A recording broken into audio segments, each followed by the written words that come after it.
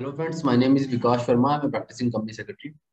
Friends, आज हम discuss करेंगे what is एक्सपीआरएल filing.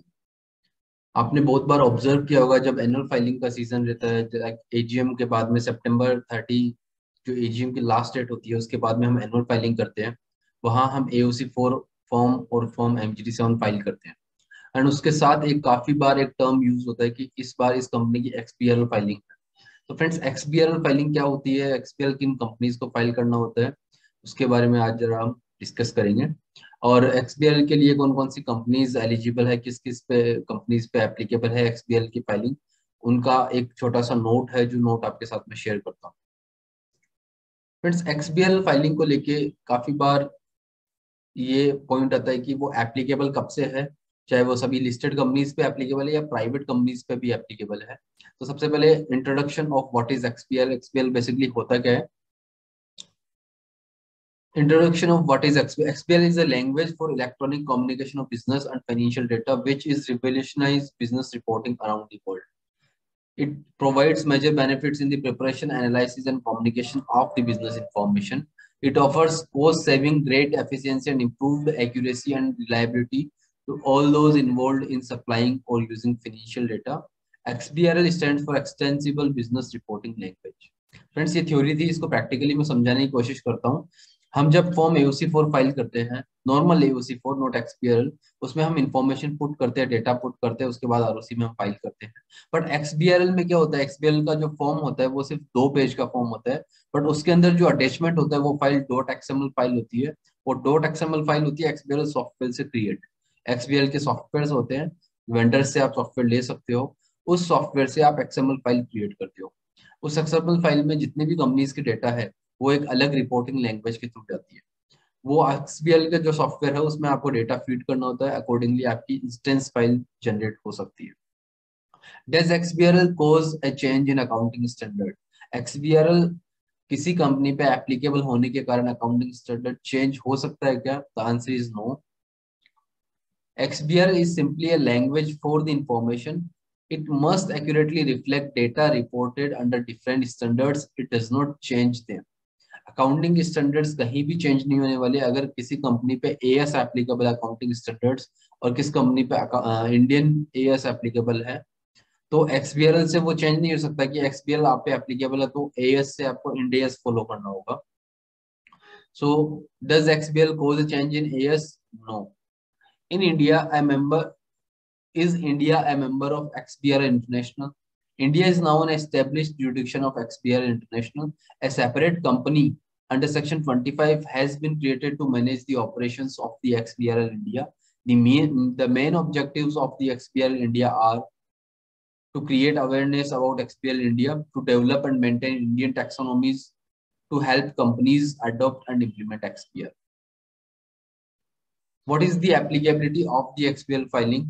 Main point is that the below mentioned class of companies shall file their financial statements and other documents under Section 137 of the Companies Act with the ROC in e-form AOC 4 XBRL. Friends, एक्सबीएल जो है वो MGT 7 का नहीं होता है, AOC 4 एक्सबीएल के साथ होता है। AOC means accounts of companies. अब कंपनीज के जो अकाउंट्स है वो आपको एक्सबीएल लैंग्वेज में फाइल करना होता है, तो उसके लिए नॉर्मल AOC 4 नहीं करके AOC 4 XBRL हमें डाउनलोड करना है to filing the form XBRL. And the companies on which the XBRL is applicable is the public companies listed in the stock exchange in India and their Indian subsidiaries. कोई भी public company जो stock exchange पर list है या फिर उसकी Indian subsidiaries, उन पे एप्लीकेबल है XBRL file. All companies with turnover of ₹100 crore और more, all companies with paid up capital of ₹5 crore और मोर, इन तीनों पे एक्सबीएल एप्लीकेबिलिटी है। जो तीन आपके पास points are, and the fourth point is all the companies which are required to prepare their financial statements in accordance with the company's Ind AS rules on 50. Friends, जिस company पे Ind AS applicable है उनको एक्सबीएल filing करना mandatory है। 2005 के अंदर Ind AS के जो रूल्स है जिन कंपनीज पे एप्लीकेबल है।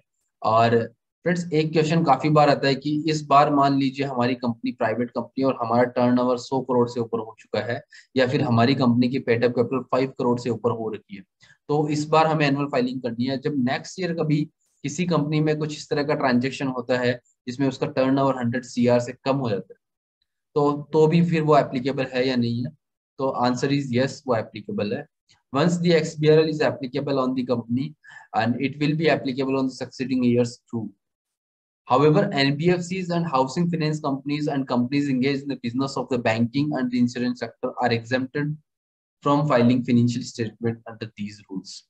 NBFCs जो HFCs हैं and companies engaged in the business of the banking है, उनको XBRL filing करना mandatory नहीं है. इनफैक्ट उनको फाइल ही नहीं करना. What is the documents required for the XBRL for the MCA? The following documents need to be filed in XBRL format.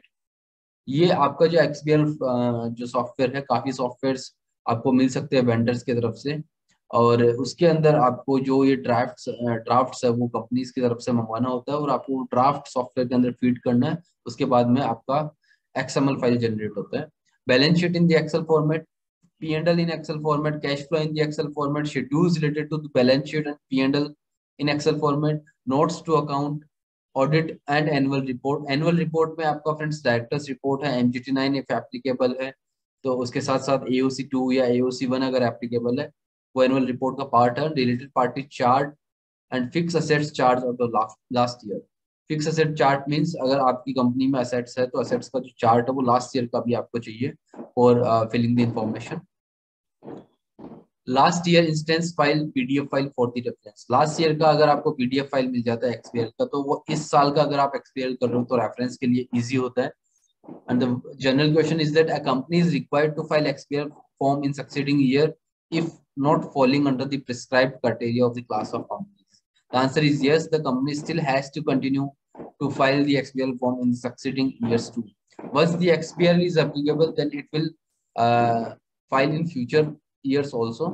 What is the website for XBRL or MCA? ये friends जो mca.gov.in के आगे आप slash करके XBRL put करते हो तो XBRL का वेबसाइट ओपन होता है, और अकॉर्डिंगली अगर आपको कुछ क्वेरीज है तो आप ईमेल आईडी पे हमें पोस्ट कर सकते हो. फ्रेंड्स आपके साथ शेयर करते हैं कि जो AOC4 XBRL है वो किस तरह से डाउनलोड करना है. तो आपको जो वेबसाइट है वो MCA वेबसाइट पे जाके फॉर्म्स एंड डाउनलोड पे क्लिक करना है, एंड उसके बाद में यहाँ आपको सर्च करना है Ctrl+F करके XBRL. See, form for filing XBRL document in respect to financial statement and other documents with the registrar.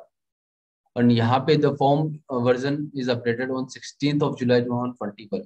Friends आपको ये चीज ध्यान रखनी है, जब भी आप फॉर्म डाउनलोड करो उसका लेटेस्ट वर्जन डाउनलोड कर लो, वरना आपके प्री स्क्रूटनी या अपलोडिंग एरर आ सकता है. तो फ्रेंड्स इस तरह से आपको XBRL किस तरह से फाइल करनी है वो हम इस वीडियो के थ्रू नहीं बता पा रहे, बिकॉज वो एक सॉफ्टवेयर के थ्रू जो फाइल है PDF फाइल या इंस्टेंस फाइल जनरेट होती है.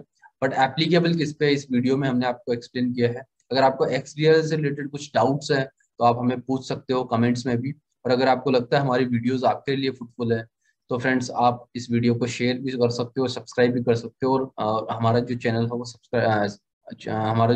सब्सक्राइब भी कर सकते हो.